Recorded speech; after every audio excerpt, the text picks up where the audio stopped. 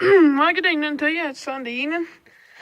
Sorry I hadn't got a video up. I know I posted one yesterday. And as you can see, I've been pushing trees up. Me and I've been running a Bobcat and he's been running a dozer.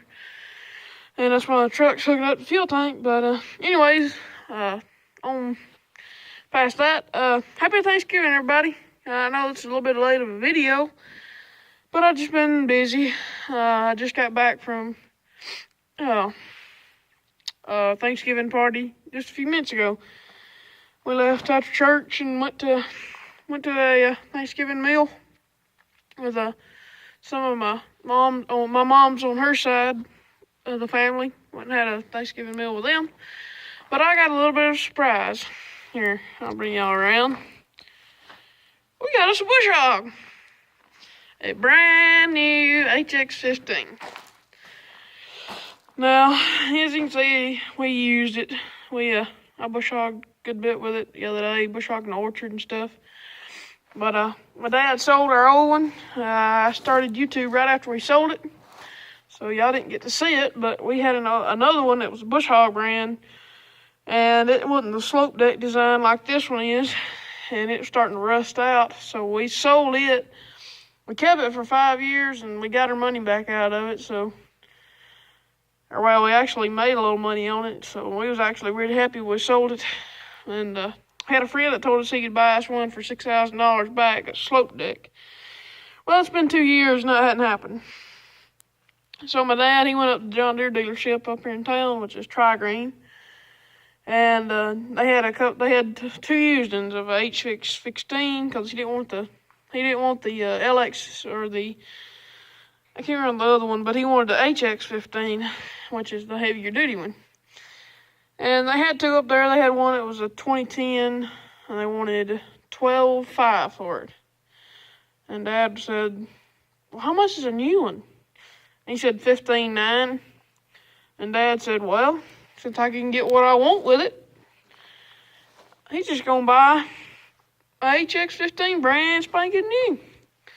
So we got a brand new bush hog, and the reason we couldn't find one is because we couldn't find one that was 540 PTO. None of our tractors, well, they all have 1,000, but we don't want to have to swap them over every time we want a bush hog. So we bought a brand new HX15. It's got the wiring on it, which we don't have on none of our tractors because our tractors are so old, but I know a lot of y'all know how that is, but it's got the chains that I really like. Our old bush hog didn't have these chains. They had just tar paper stuff, real thick. Like, I don't know what it's called, but I didn't really like it. But it's got the better style tongue that stays flat all the time every time you pick it up. The other one, it's set down just like a disc, like our disc does, and it wears the drawbar. Like on this tractor, it probably wore it down 1/4 of an inch just in the time we had that drawbar, or that bush hog. You can see how much rounded it is. But that got the airplane tires on it. Our other one didn't have that, and it rode like a corn cob going down the road. And it's got the spring suspension. He could have got the air suspension, but he just got the spring. But it's got the good stump jumpers on it and everything. I'm real happy about it. I got some things I don't like, some things I do, which we all have the ins and outs of everything. I don't really like those springs because when you're going down a hill that's rocky, this thing rocks.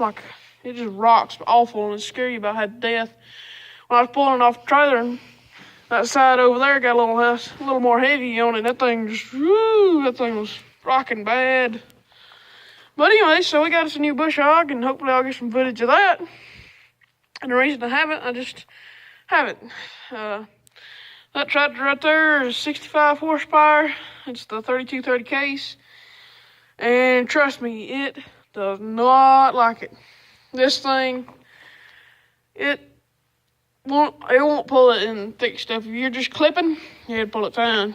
I was trying to bush hog some sun hemp, and I had it lowered a little bit. I had it completely wide open, and Austin left the key on that thing.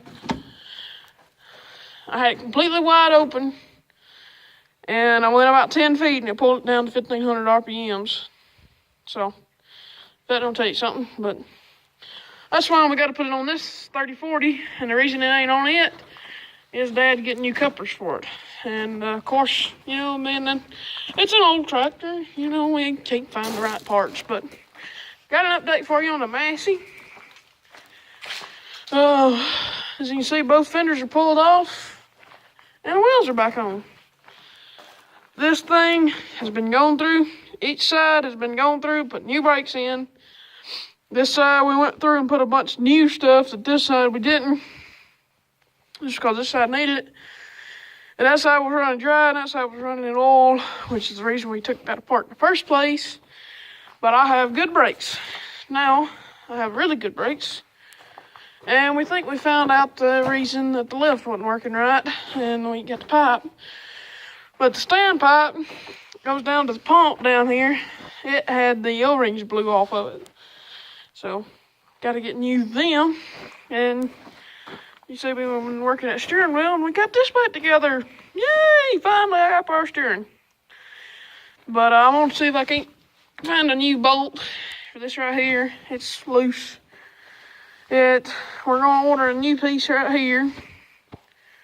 And Dad had to homemade that. But it's back together, and it works. It works. It works, it works, it works. We had to get new lines run. Put a new filter in here. New filter, the old filter was junk. But I have power steering. I got new tip and new fuel. Fuel ain't hooked up yet because Dad's got to get a reducer. And we'll fire it up. Yeah, get the switch turned on here. Got power steering either way.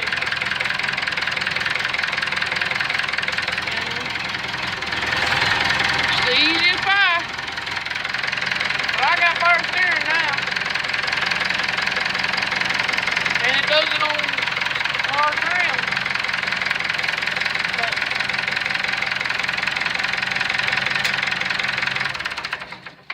But we're gonna, Dad found out that there's some adjustment that you can pull off a plate down here on the bottom of the clutch. You can pull that off and you can adjust the clutch in there instead of adjusting here.